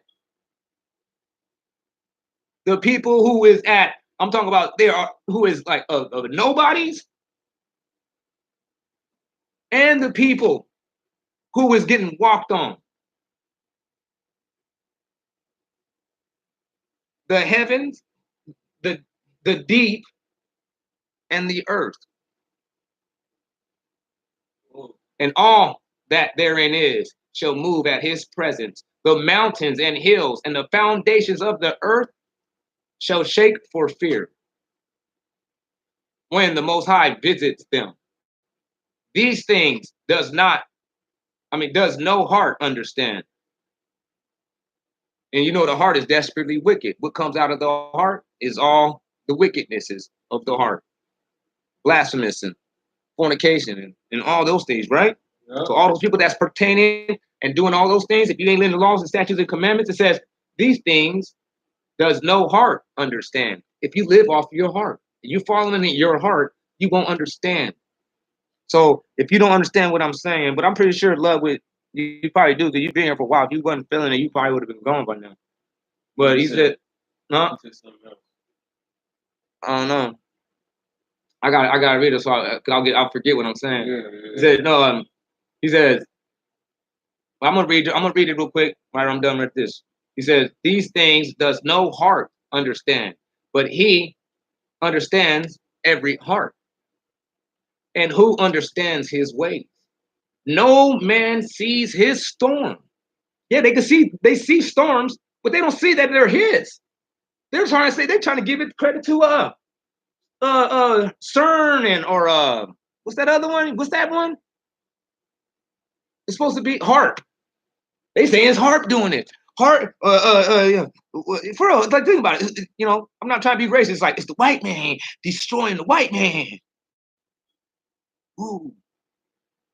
You know what I'm saying? They did that. You know, HARP is that's American property also. And then they be like, HARP is doing all these hurricanes. Look at you can see smoke arising right there. They started the fires. And you're looking at these people, you're like, you have no idea, man. Go read the Bible, you realize it. These people, they going through tribulation right now. Most High doing this, and he says, and no man sees his storm. And the most parts of his works are secret. Most parts of his works. That means we can safely assume it's over 50%. Over half of this book, over half of the fulfillments will be done in secret. We can start at 50 and go up because most means more than half.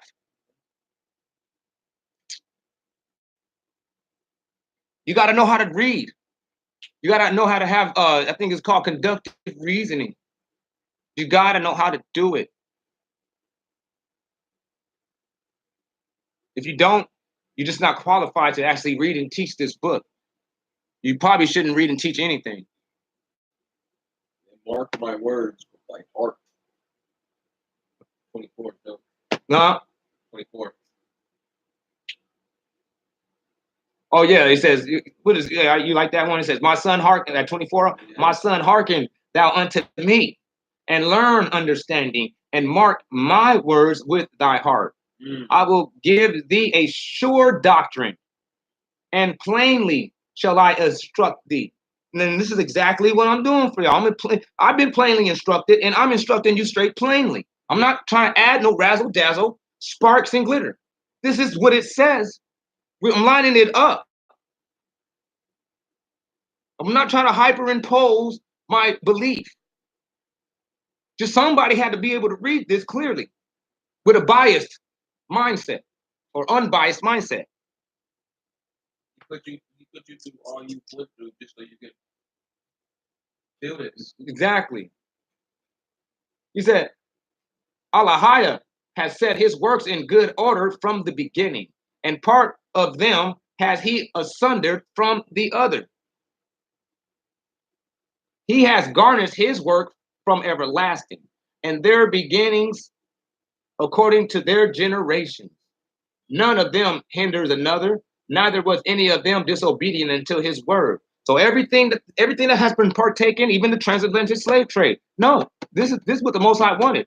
Even when he says that he's going to judge another nation for what they did in the transatlantic slave trade, yes, because he already made them individually. He's doing this so his glory, his might, his authority can be taken serious. It's his ways that he do, not our way. We are wicked vessels. So we are going to always try to think of it and think of this book in a human, earthly, natural, sensual way. We won't look at it the real way. You feel me? Yeah. True.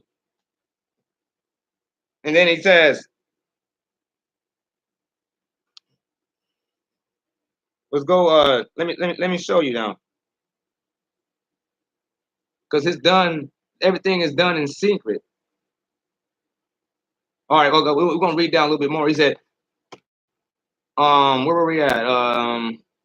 Noah entered into the ship, so shall the coming of man, son of man. Okay, so shall the coming of the Son of Man be, not like, be, just be. Then two shall be in the field, and the one shall be received, and the other shall be refused.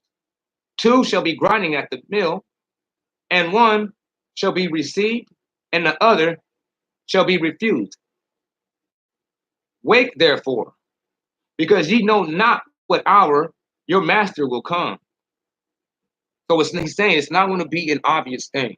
It could be happening right over your head, and you're walking just straight out wickedly or halfway into the scriptures, halfway, being lukewarm. He's like, nah, man, don't pick this book up. Try to say that you're representing my reputation and then look like an idiot on Saturday. You better start reading the Old Testament so you can learn how to conduct yourself when you're representing me in public. How dare you say the law, statutes, and commandments is done away with when these teach you how to conduct yourself? You don't want to conduct yourself. You ain't getting in no kingdom. You belong in a cage. Think about it. We got a lawless individual hanging around. Oh no, we got to keep an eye on this guy. We got to have to, keep him away from things that he is prone to be messing up at, man. This guy got a pedophile problem. Lock him up when the kids is around. He's a thief. Lock all your valuables up. He's a thief. You feel me? He said, wake therefore, because you know not what hour your master will come. Of this be sure, that if the good man of the house knew what hour of the thief would come, he would surely watch and not suffer his house to be broken up. Therefore, be ye also ready. For in the hour you think he would not, will the Son of Man come. So at the time that you are thinking that he's not there, that he doesn't come at this type of time, like he doesn't come at this type of condition. Like this is not the condition that he's when he's here and present. Yeah. He's saying, yes, no, I am. I am present when you don't realize it. Because most of my things that I do is in secret. Most. Why? Because he's a father. Fathers do that. When you know that you got some disobedient bad kids, what you do? Are you going to call them before you show up? So they can just keep on pulling the covers over your head? Oh, no, we good. Sweeping everything under the rug. We good, daddy. You a fool. You know, TV shows you that you ain't nothing but a clown. You watch the Disney Channel and they got all their dads. Everybody's pulling the rugs over their dads and their mamas, talking to their mom and dads like they just nothing but just lesser than the kids. Mm. You know what I mean? For real. You know, but you coming through with the scriptures, knowing that you ain't supposed to be taking none of that disobedience. You're supposed to be raising your kid the way that you want to see them. You're supposed to raise your child the way that you want to see them as an adult. So and with that notion and with that premises, knowing that you got you a set of bad kids. Oh no, when you show up, it's going to be sneaky. Why? I want to watch you through the window. Yeah. I want to listen through the door and listen and be like, okay, who be cussing? Mm-hmm. No, for real, who be cussing when I ain't here? Who's mocking daddy? Who's being deliberately disobedient? Oh, that's you, huh? You're like, and you don't even think I'm here. He's like, watch what happens. He's like, but when I start jiggling that doorknob and you can hear where them keys are trying to get shoved inside that door, you know that daddy's home. The children of Israel, we started hearing that doorknob rattling real crazy. We heard that car pull up in the driveway too fast. We heard that door slam just a little too shut a little too hard. Man. All that is the shaking of the earth, the tornadoes, the crazy uprisals. That's what it's talking about. You feel me? So now I'm going to show you a picture. If you have not seen it, there's hundreds of these videos that people are capturing everywhere. This is not Photoshop. I seen it many times with my own eyes, all the time. Every hazy day, you see how you see the chemtrails. I took this picture to make sure that you get the chemtrail in there. To see them trying to block it out. They trying. They do it. That's why you people like, why they doing so many chemtrails? Because everybody's going to be noticing that.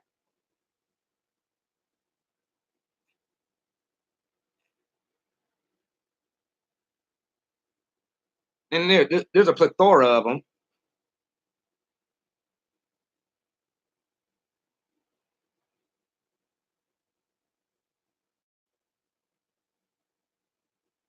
The scientists sound like a joke when they try to explain it. Because Daniel 12, please.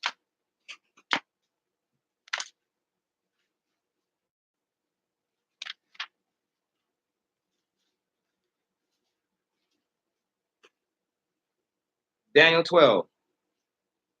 Then it says, start at 12 and 1. Just check this out. It says, the time will come also that the great prince Michael shall stand on the people's side, shall arise up, for there shall come a time of trouble, such as never was, since there began to be any people unto that same time. Then shall thy people be delivered. So for that right there, telling him about that when he said that Michael stand on thy side with thy people. He's talking about when they got into the dark ages with history. American history teaches that the dark ages, that was the rulership, and Revelations, 1,000-year rulership. He says they shall arise. All right. For there shall come a time. He said, this is the reason why they're going to rise. That's the first resurrection. He said, they're going to rise. He said, because there's going to come a time that's going to be way worse than this. that the world has never seen before, and that's the transatlantic slave trade. There's nothing that can mirror the transatlantic slave trade. There's nothing that can trump in modern history or even ancient history the transatlantic slave trade. Nothing. That's why he says, "For there shall come a time of such trouble, such as never was, since there began to be any people until that same time." That time when the transatlantic slave trade started happening. He said, "Then shall thy people be delivered. Yeah, all those that be found written in the book." What book? This book. "Many of them that sleep in the dust of the earth shall awake, some to everlasting life, some to perpetual reproof. The wise, such as have taught others, shall glister as the shining of heaven, and those that have instructed the multitude unto godliness shall be as the stars, world without end." That's what he's saying. His people is that still that world without end. Now, when he's saying the stars, that is the people that is teaching. So when it says in Matthew 24, you talking about how the sun will be darkened and the stars are going to fall. That's the teachers that's supposed to be trying to teach. Yeah. Because if it wasn't, listen, watch. Because if it ain't the end days, any doctrine that came up before the end days, after Hamashiach, that was a false doctrine, no matter what it was. Nobody had the insight. Daniel's proving it right here. Look, he says, "And thou, O Daniel, shut up these words and seal the book till the last time, to the last days." Seal the book. That means make it to where it cannot be opened. That means your mind cannot grasp it until the last days. Yes. Shut it up. Close it. Make it a mystery until the last time. Because listen, because many shall go about here and there, and shall knowledge increase. So he's saying, he said the last time it's going to be sealed, and the only way that it's going to be opened up is because knowledge has increased. Internet. You feel me? Yeah. He says, "So I, Daniel, looked, and behold, there stood other two, one upon this shore of the water, and the other upon the other side. And one of them said unto him, which was clothed in linen, and stood above the waters of the flood, How long shall it be to the end of these wondrous works? Then I heard a man with the linen clothes, which stood above upon the waters of the flood. When he held up his right and left hand upon heaven, Salakia, and swear by him that lives forever, that it shall tarry for a times and a half time. And when the power of the holy people is clean scattered abroad, then shall all these things be fulfilled." You hear that?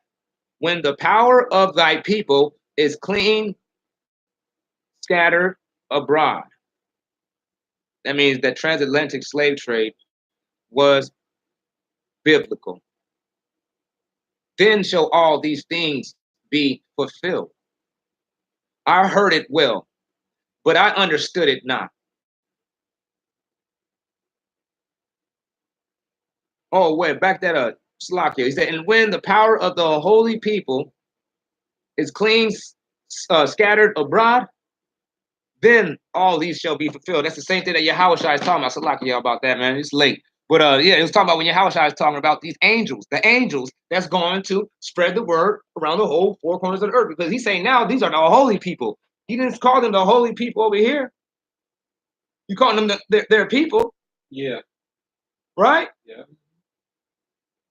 But Separate. yeah, these people right here are not considered the holy people. It's the same people, but now they're separate now. Right here at the beginning at 1, these people is just the people. Yeah. Yeah. Yeah, because at the end of the day, they wasn't completely separate. This wasn't the final set in of what he's talking about. What he means by like this holy people, that means at the end, when at the end of the holy people, that means this is never going to actually be reneged. They're going to always be separate from the rest of the world's wickedness. All right.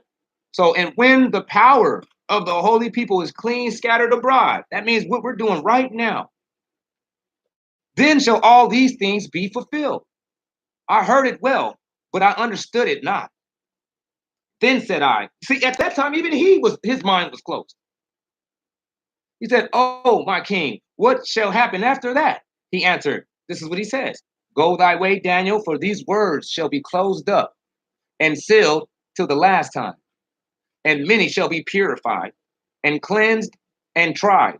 And what he means by tried is in the furnace of affliction. But the ungodly, yeah, the Israelites, these people that's been sitting here wicked, like all them people that's dying because they've been living a wicked life, they getting they payback whether they know it or not. But then you got people that's been living righteous. So these wicked dudes has been dropping off more and more and more and more. Then the righteous is becoming more and more and more shining and you know what I mean, more prominent. You get it? So he says, many shall be cleansed and tried, but the ungodly shall live wickedly. And those wicked, as many as they be, shall have no understanding. For as for such as have understanding, they shall regard it. You feel me? Do you feel me? Yeah, this one's a little different. Here, they read it this. Yeah. It says, many shall be purified and made white and tried, but the wicked shall do wickedly, and none of the wicked shall understand.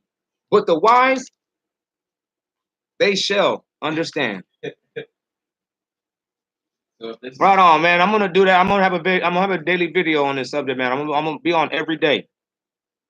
I got. Look, this is how many subjects I got. This is how big my book is. Let me show you how it originally looked. This is what it's supposed to look like, for the most part.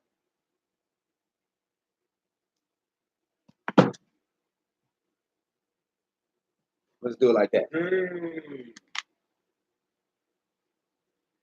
This book doesn't even want to close. So yeah, we got it. True edification. We're gonna do this. Jason Love with hey man, glad to see you here. Hey man, I'm glad to see you hanging in this long, man. It's 3:42. You a rider, man. Straight up. All praises to the Most High, man. But hey, this is how I ended, man. Hey, though, Maranatha. That means our Lord comes. That's an exhaustion. That's actually called the salutations of Paul. You're supposed to say that, right? Because when you're saying peace and shalom, that's kind of contradictory when you're in captivity. It's kind of contradictory when your brother next door to you is eating out of a trash can. You running around talking about peace. That means you like the condition that you're in right now, and let's remain like that. I'm more like, no, our Savior comes. You go look it up in the Zondervan dictionary, and it tells you exactly. That's exactly what all the Jews did after Yahushua died and rose from the cross and went up into heaven. That's exactly what they did. They stopped saying shalom, and they started actually greeting each other with Maranatha. So out there to y'all, Yasharala, brothers and sisters, strangers that sojourn, open-minded people with a true pure heart, ain't looking at us like we some stain. Much love for y'all, man, and thanks for paying attention. Maranatha, and we pray for Shalom.